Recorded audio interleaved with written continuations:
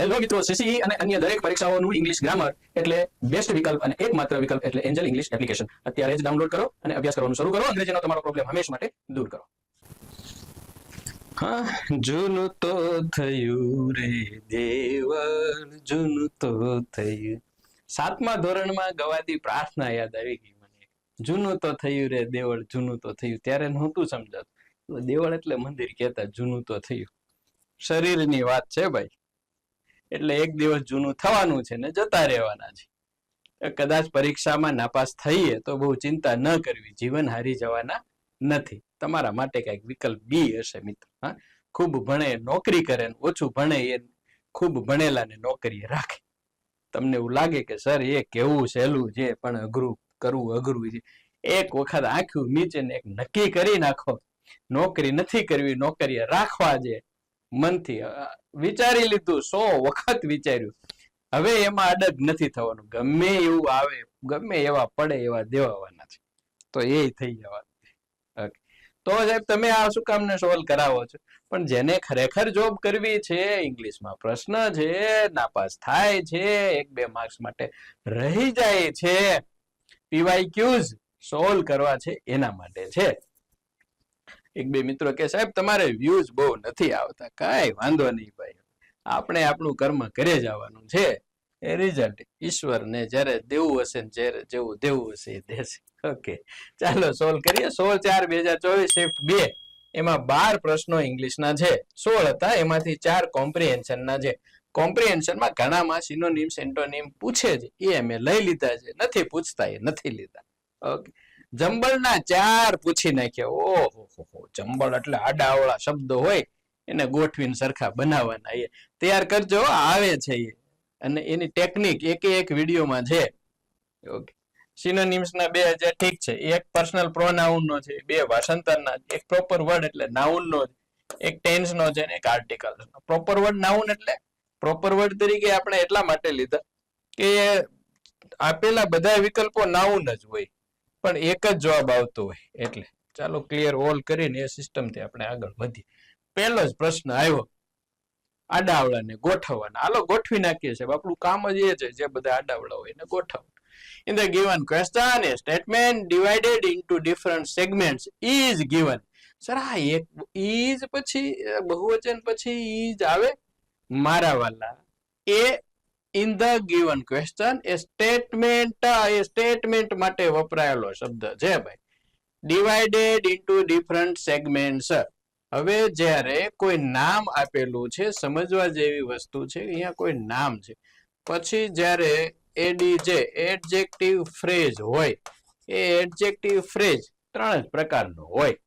કાં તો એ V3 થી બનેલો હોય, કાં પ્રીપ થી બનેલો હોય ને, અને કાં VING થી બનેલો હોય.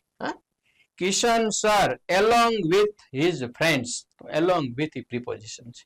કિશન સર એમ કરીને અહીંયા જે સ્ટેટમેન્ટ ડિવાઇડેડ વિભાજિત કરેલું. એડજેક્ટિવ હંમેશા જે તે નામની આગળ વપરાય, એડજેક્ટિવ ફ્રેઝ એ જે તે નામની પાછળ વપરાય. ઓકે, તો અને પછી એક આપણે કોહરન્ટ વાક્ય બનાવવાનું છે. હાલો ભાઈ આપણે કોહરન્ટ વાક્ય બનાવી. ધ ફિશરમેન, માછીમાર એમ કરીને પછી 4 વિકલ્પો છે. A great effort to loosen, then took a knife and put in the lid from the jar with a focused gaze and steady hands. હવે ક્યાં ધ્યાનમાં લઈશું? પેલા ટેકનિકલ જોઈએ. એસ માં કોમા છે, એસ છેડે નહીં વપરાય. Okay, the fisherman a great effort, fisherman then took, fisherman the lid, fisherman with, એમાં કઈ સેટ નથી થતું. તો ક્યુ નું ઇન ને જોઈ લઈએ ફટાફટ. ઇન પછી with એટલે ક્યુ પછી એસ નો આવે. ક્યુ પછી એસ છે ક્યાંય? તરત જ હોય એવું. ક્યુ પછી એસ, ક્યુ પછી એસ નથી, તો જવા દો. કા પી થી ને કા એસ થી ચાલુ થશે, એ જોઈ લે. તો fisherman with a focused gaze and steady hands એ આવી શકે. અને પી માં the fisherman a great effort to loosen, એ પી ન આવી શકે આગળ. એટલે આ બે ગયા. શા માટે ન આવી શકે? કારણ કે આમ વાક્ય સેટ ન થાય. તો ફિશરમેન એ ગ્રેટ એફર્ટ ટુ લૂઝન એ એની વાત જ નથી. ફિશરમેન કરતા આવી ગયા પછી ક્રિયાપદનો ભાગ જોઈએ. તો the fisherman with a focused gaze and steady hands then took a knife and put in a great effort to loosen the lid from the jar. બરાબર, છરી કાઢીને પછી જે બરણી હતી એનું ઢાંકણું ઢીલું કરીને ખોલવાનો પ્રયત્ન કર્યો. તો ઘણા, અરે ભાઈ ક્યાં હુઆ જોબ, અચ્છા ઓકે, હા ચાલો નેક્સ્ટ વન શું આપ્યું છે? CC and other 17 courses free with full app. કેવું તો પડશે ને મિત્રો સર્વાઈવ કરવા માટે. ઓકે, જે મિત્રોને સારું લાગે છે મિત્રો, આઈ એક્સપેક્ટ ટુ યુ કે બીજાને ભલામણ કરશો, ભલામણ કરશો. ઓકે, ઇંગ્લિશ માટે આમ તો હું એમ કહી શકું કે કોઈ પણ એકેડેમીનો કોર્સ લો છો તમે, ઓફલાઈન કોર્સ ક્લાસમાં જાઓ છો, એ તમારો ખર્ચ નથી, એ તમારું ઇન્વેસ્ટમેન્ટ છે, એ તમારું ઇન્વેસ્ટમેન્ટ છે. મેં હમણાં જ એક ઇન્સ્ટાગ્રામમાં એક રીલ છે કે બોસની ગેરહાજરીમાં તો આલ્યો માલ્યો કે એમાં કઈક શબ્દ વાપર્યો, એ ગમે તે વ્યક્તિ છે સરસ કામ કરી શકે એમની હાજરીમાં. ગેરહાજરીમાં તમે પ્રામાણિકતા પૂર્વક કામ કરો, એ કામ કર્યું કહેવાય ને, એનાથી પરિણામ મળે. આજે મને યાદ આવે છે કે હું જયારે મારા સર કિશોરભાઈ ભટ્ટ સાથે હતો, આર્થિક સહાય તો બહુ ઓછી મળતી હતી પરિસ્થિતિ મુજબ હતી, પણ મને યાદ છે કે મેં 100% 99 પણ નહીં હો ફ્રેન્ડ્સ, પૂરેપૂરી 100% પ્રામાણિકતાથી કામ કર્યું હતું. હા, તો તમે બોસ બની શકો. તો આજે હું એ વિચારું ત્યારે મને એમ લાગે છે ખરેખર એનું પરિણામ મને આજે વર્ષો પછી મળી રહ્યું છે એ. અને હું મારી ટીમને પણ એ એક્સપેક્ટ કરું કે દે ઓલ્સો વર્ક ઓનેસ્ટલી, તો એક દિવસ એ પણ કોઈક એવી કક્ષાએ પહોંચશે. આ એટલા માટે યાદ આવ્યું કે આ છે આપણું એક રોકાણ છે, ઇન્વેસ્ટમેન્ટ છે. તો આજે તમે શીખવામાં જે પૈસા આપો છો એ હંમેશા ઇન્વેસ્ટમેન્ટ છે મિત્રો. એક ક્યાં બીજી રીતે એનું ઉત્પાદન તમને મળવાનું છે ને મળવાનું. અત્યારે નહીં ગમે તમને કદાચ કે ભાઈ સર તમે તો વાતું કરો છો, અમારે ક્યાં પૈસા લેવા. 2, 5, 10 અમુક વર્ષો પછી તમને રિયલાઇઝ થાય છે કે સરે પેલી વાત કરી હતી એ, ધેટ્સ ટ્રુ એમ. અને હું બીજું એ પણ કે હું છું ને મારા ક્લાસમાં, હું જસદણમાં સૌથી ખડૂસ મારું નામ લેવાય એટલો કડક ટીચર છું.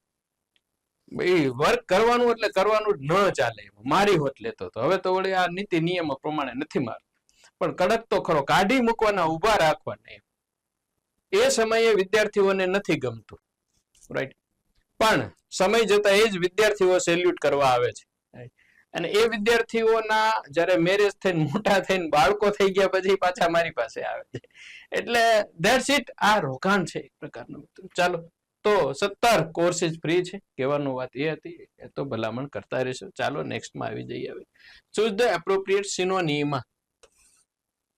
ઘણા કે સર અમે સાઈનો નાઈમ કરીને યાદ રાખીએ છીએ સ્પેલિંગ. અરે ભાઈ ગમે એમ રાખો ને, હું તમને કહું છું વેનસડે નો આવડે તો વેડનેસડે કરો ને ભાઈ. હા, વેડનેસડે, વેનસડે, નવેમ્બર કરો ને ભાઈ. પછી નવેમ્બર બોલવાનું, ખાનગીમાં નવેમ્બર કરી નાખો, વેડનેસડે ખાનગીમાં કરી નાખો, જાહેરમાં વેનસડે કરવાનું એમ. સિનોનિમ તમને જેમ યાદ રહે એમ. Reverence, reverence. Okay, I have reverence for you. મને તમારા પ્રત્યે રેવરન્સ છે. શું કરશું રેવરન્સ નો? હવે એટલા ઉપરથી ખબર પડે. I salute you too much. I have reverence for you. મને તમારા પ્રત્યે રેવરન્સ છે. તો શું અર્થ લઈ શકાય? કઈ મગજમાં આવે છે શું અર્થ લઈ શકાય?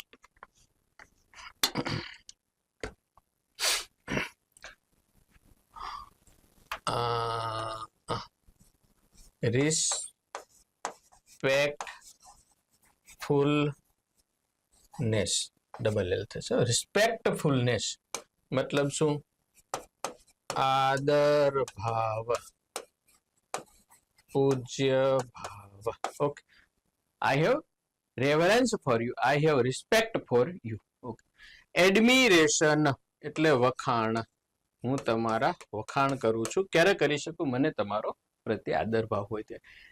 ડિસ્ડેન, સ્કોન, કન્ટેમ્પ્ટ, આ બધાનો મતલબ થાય છે HATRED, હેટ્રેડ એટલે ધૃણા,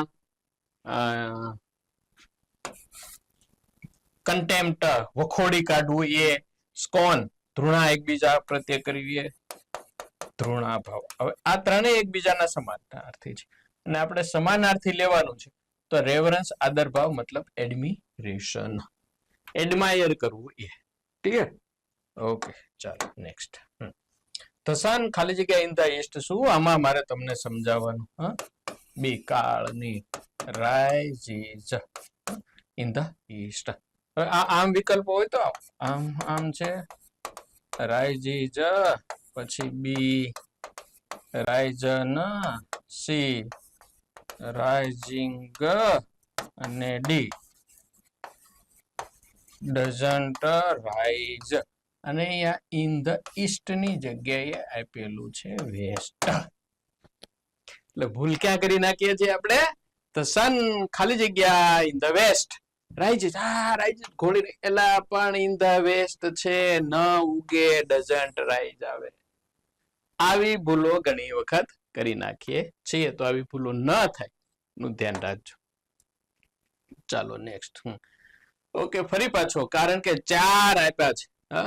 PQR આડા અવળાને ગોઠવવાના 4 આપેલા છે. ઇન ધ ફોલોઈંગ કેવડી લાંબી સૂચના છે, બાયપાસ કરો, જરૂર નથી, આટલું જ પકડો.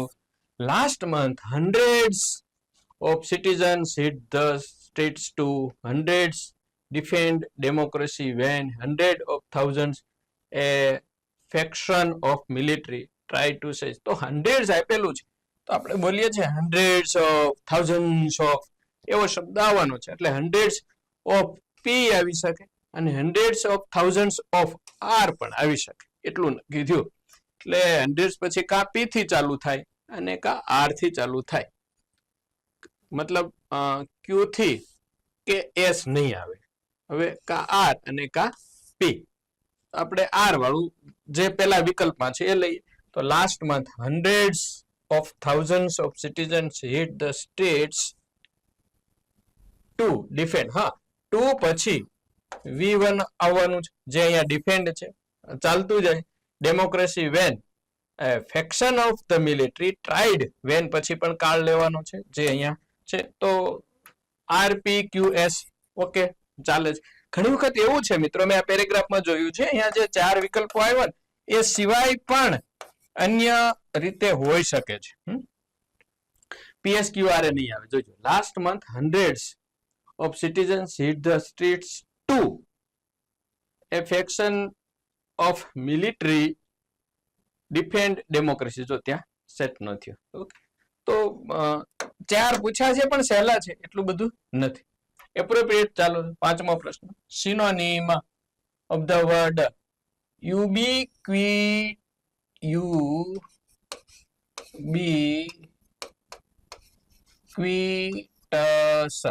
ubiquitous એટલે આમાં ખરેખર ક્વિટ તો બરાબર છે, પણ ટ માં વચ્ચે આમ આવે એટલે અ આવે. ટસ. ubiquitous એમ. ubiquitous એનો મતલબ શું થાય? ubiquitous એક શબ્દ તમે હું આપું તમને. omnipresent. આવો સાંભળ્યો છે આપણે? આવી ગયું છે omnipresent એટલે જે બધી જગ્યાએ હોય તે, સર્વત્ર. બધી જગ્યાએ, એવરીવેર, દરેક જગ્યાએ હોય તેવું. આખી દુનિયામાં બધી જગ્યાએ ફેલાયેલું હોય ત્યારે મતલબ યુબિક્વિટસ. હવે આ પેલા વિકલ્પોમાં લિમિટેડ, મર્યાદિત, જે બધે ન હોય એટલે લાગુ નહીં પડે. સ્પેસ એટલે છૂટક, થોડું થોડું, તો એ બધે ન હોય. વાઇડ સ્પ્રેડ, બધી જગ્યાએ ફેલાયેલું હોઈ શકે. ઓકેઝનલ, પ્રસંગોપાત, એટલે એ સમટાઈમ્સ નું હોય. Sometimes he is my sometimes friend, he is my occasional friend sometimes. તો C is the correct answer, કારણ કે એનું સમાનાર્થી પૂછ્યું. વિરોધાર્થી લઈએ તો બીજા 2-3 છે. ખ્યાલ આવી ગયો મિત્રો? યુબિક્વિટસ નો મતલબ થાય છે ઓમનીપ્રેઝન્ટ, બધી જગ્યાએ જેની હાજરી હોય, સર્વત્ર ફેલાયેલું હોય એવું. ચાલો 5, 6.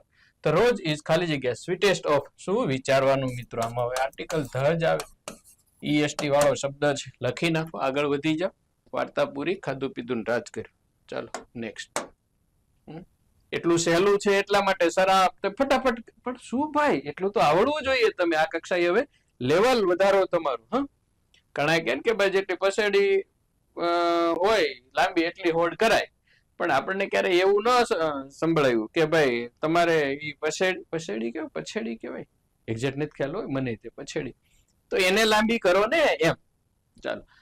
ધ ખાલી જગ્યા of the flowers filled the room with a pleasant fragrance. જો આમાં pleasant fragrance છે. ફ્રેગ્રન્સ ને ગણી ન શકાય, પણ તેમ છતાં આવા બધા જે વર્બલ નાઉન હોય એમાં વપરાય છે. પ્લીઝન્ટ ફ્રેગ્રન્સ એન્ડ ઓનેસ્ટ રિપ્લાય વગેરે.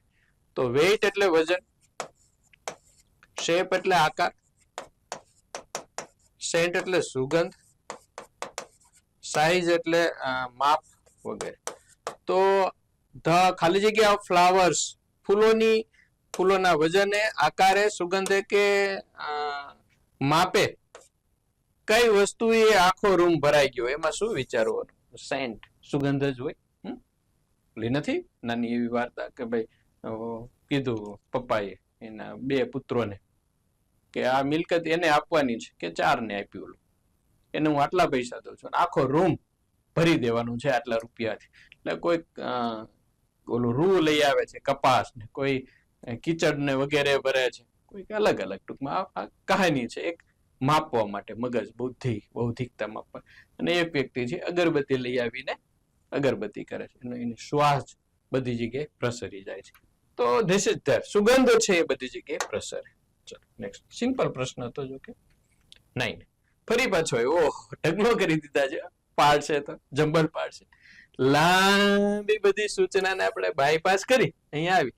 ધ ઇન્ડિયન મિટીરિયોલોજીકલ ડિપાર્ટમેન્ટ, એટલે મિટીરિયોલોજીકલ એટલે હવામાન ખાતું. આજે આપણે ધૂમકેતુ ને એ બધા જે પડે ને વગેરે ને એનું માપ કરનાર ને, તો એ હવામાન શાસ્ત્રીઓ છે એ department. that the coming monsoon would announced on Thursday mostly likely be normal. મને તો આમાં એટલું દેખાણું કે would પછી બી આવે, એટલે ક્યુ પછી એસ હોય એનાથી ઊંધું હોય તો ચાલે નહીં કોઈ દિવસ, કારણ કે would નું ક્રિયાપદ જ નથી ક્યાંય. તો ક્યુ પછી એસ હોય એવું પકડો. એસ ક્યુ ઊંધું હોય તો મારો ગોળી, એસ આગળ હોય અને ક્યુ પાછળ હોય તો મારો ગોળી. ઓકે, એટલે 2 તો ગયા. હવે આમ જોવા જાવ તો ધ ઇન્ડિયન મટીરિયોલોજીકલ ડિપાર્ટમેન્ટ પછી પી, ધેટ ધ, તો પી નો સેટ થાય ને, કારણ કે ડિપાર્ટમેન્ટ પછીથી આગળ એને કઈ કેવું જોઈએ એમ. ધેટ ધ કમિંગ વગેરે ના થાય. તો પી ઉડી ગયું તો ડી થી આર પી ક્યુ એસ જોજો તમે. તો Indian meteorological department are announced on Thursday ક્યુ થર્સડે આર પછી પી, that the coming monsoon would most likely be normal this year. ગોઠવાઈ ગયું, સિમ્પલ છે. પૂછ્યા છે 4 પણ સરળ હતા, એટલા બધા ટફ નથી. શું કર્યું હશે તો ધેટ આઈ ડોન્ટ નો. આપેલા વાક્યનું અંગ્રેજીમાં ભાષાંતર કરો. વાહ, તે અદ્ભુત છે. Wow, it's wonderful, awesome, wow, that's awesome, wonderful, oh you are awesome. અરે તમે અદ્ભુત છો એવું નથી, તે અદ્ભુત છે. How and awesome it was, કેવું હતું ભૂતકાળને. What and awesome it is, તે કેવું અદ્ભુત છે. વાહ, પણ આગળ જે વાહ આપ્યું ને એના માટે વાવ. કૂવો નહીં સાહેબ, વાવ એટલે તો કૂવો થાય. એટલે ભાઈ એ વાવ નહીં, હવે બહુ કરી તે. 10 ચાલો સમજાઈ ગયું ને ફટાફટ. ખાલી જગ્યા આર ગોઈંગ, તો સી આઈ એ ધેય, આમાં કશું સમજાવવાનું નથી. કીપ મમ, તમે સમજી ગયા છો, આઈ એમ મોર ધેન શ્યોર. ચાલો નેક્સ્ટ. 11 ફરી પાછું આવ્યું. બહુ ગોત્યા હો ભાઈ. આને આપણે કોહરન્ટ વાક્ય બનાવવાનું છે. કોહરન્ટ ભાઈને એક બાજુ મૂકી દઈએ આપણે. એક સેન્ટેન્સ આપેલું છે અને પીક્યુ આરએસ ને પકડી લઈએ. ઓકે, તો બ્રાઉઝિંગ ધ, આમાં કે લિંક આપેલું છે. ઓહો, 2 માં અરે કેવું ભગા કર્યા. જો પરીક્ષામાં તો એમ જ લીધું છે. લાઈટ પછી પૂર્ણ વિરામ છે તો પી છેલ્લે આવે એ નક્કી થઈ ગયું. બીજું કે બુક્સ એટલે ક્યુ પછી કોમા છે એટલે ક્યુ એન્ડમાં નો આવે. પછી એસ પછી કોમા છે એટલે એસ એન્ડમાં નો આવે. ટેકનિકલ જ જોવાનું, જો ટેકનિકલી તમને મળી જાય તો જ આગળ, બાકી વાક્યો વાંચીને વિચારીને કે આ પહેલા આવે પછી આવે એમાં કોઈ દિવસ પરીક્ષામાં પડવાનું નહીં. તો QRSP હવે જોઈએ. Browsing the towering columns of meticulously arranged books. Meticulously આ કેટલી વખત એનું સમાનાર્થી ચીકણો એકદમ હોય ને એ ધ્યાનપૂર્વક attentive. Arrange the books but a ritual નહીં. Browsing the queue. Towering columns of meticulously arrange the books પછી yes but a ritual. હા બિબ્લિયો ક્યાં લોચો હું મારું આર સાર તમે આર ભૂલી જાવ છો. હા browsing the towering columns of meticulously arranged books is not merely an act. અચ્છા આ બ્રાઉઝિંગ કરવું, આમ જોવું લાઇબ્રેરીમાં, એ કામ નથી માત્ર, is act but a ritual. bibliophiles fantasy come to life. Okay, પુસ્તક પ્રેમી માટેના. ચાલો ઠીક. Next 12. Translate the following sentence into Gujarati. It is the only reasonable way to save our planet. હવે is, it's એટલે it is નો મતલબ છે થાય. આમાં કરીશું નો આવે, છે આવે, જોઈએ નો આવે. હાલો બે તો ગયા, કયા ગયા? એ ગયું અને જોઈએ વાળા ગયું. હવે બી અને ડી વધ્યું. આપણા ગૃહને અને આપણા ગ્રહને reasonable way to planet. Planet એટલે ગ્રહ કહેવાય, ગૃહ નો કહેવાય ભાઈ. તો આ પણ ગૃહ નહીં, કયું હતું આ? બી ગૃહ વાળું ગયું. વધ્યું ડી ગ્રહ. ગૃહ એટલે તો હાઉસ કહેવાય, હોમ મિનિસ્ટર, ગૃહ પ્રધાન. એ તો આપણા ગ્રહને બચાવવાનો આ એક સૌથી વાજબી ઉપાય છે, એ જેવો હોય. પણ D is the correct answer. Technically શોધી લીધું. તો બસ તમે આવું કરતા રહ્યો મિત્રો અને પરિણામ મળશે તમને. ઓકે, બસ પૂરું થઈ ગયું. સબસ્ક્રાઇબ કરી દેજો. હા એ I am telling you now forcefully you must subscribe Angel English Academy's channel, YouTube channel. I am telling you. અને સારું લાગે તો આવો અમારી સાથે એપ્લિકેશનમાં સાથે મળી અને તમારી સફળતાનો રાહ આપણે બનાવીએ. થેન્ક્સ. હવે